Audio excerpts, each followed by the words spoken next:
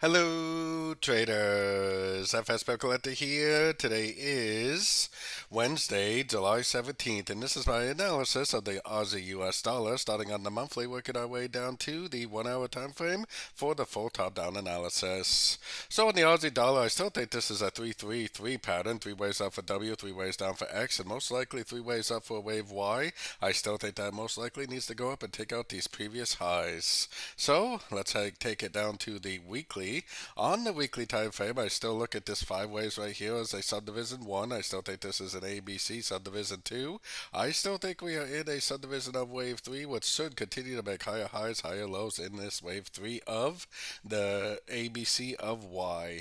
Taking it down to the daily time frame, we definitely have been drifting down for a couple of days now, which is good news, because if we do get a chance to go long on shorter time frames, that should produce a really nice continuation pattern, especially if this really is a wave 3 like I believe it is. So keeping all that in mind, let's take it down to the 4 hour time frame. On the 4 hour time frame is where I got my Fibonacci retracement on the last series of higher highs, higher lows, which is very clearly a 1, 2, 3, 4, 5. Definitely not drawn very well, but you get the point. 1, 2, 3, 4, 5. That means that there's a good chance that this right here is a wave A, and that this is actually a wave B, and that we're already down in a wave C.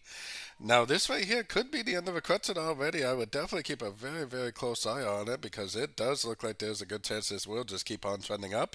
The trend is up on all the higher time frames, so I am definitely personally still looking for longs in an uptrend.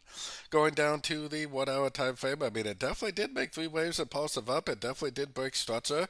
I would definitely be looking for longs right now, unless you see something like this. If you see that picture right there, then I would definitely start looking for shorts again.